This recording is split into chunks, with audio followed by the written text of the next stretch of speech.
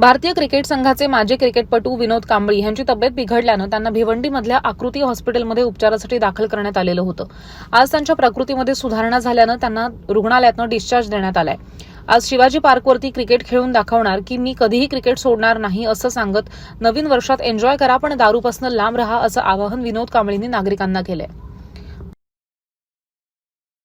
तुम्हाला तिथून डिस्चार्ज भेटतो. नवीन वर्षात पुन्हा एकदा चांगली प्रकृती करून आपण निघताय काय सांगा?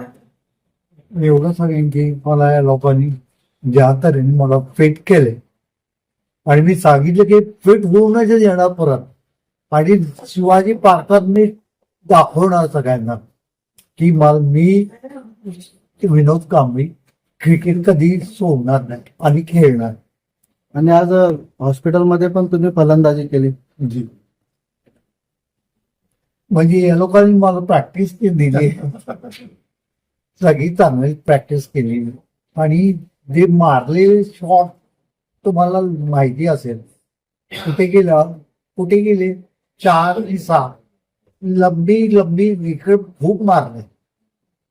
म्हणजे आता मैदानावर तुम्ही दिसणार. नक्की.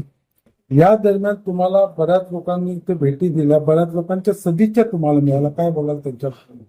मी एवढंच सांगेन की जे प्रेम ते लोकांनी दाखवलं, जे प्रेम मला मिळालंय आणि मी इथे आलो ते शुद्धीत नव्हतो आणि मग मुंबई बँड्राहून इथे आलो, पण बायको अजून वाट बघतो नाही आणि माझी मुलगी आणि मुलगा पण वाट बघताय. नवीन वर्षासाठी काय सांगणार?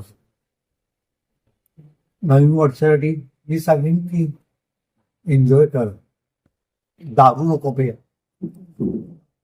आणि एन्जॉय करा, लाईफ एन्जॉय करा.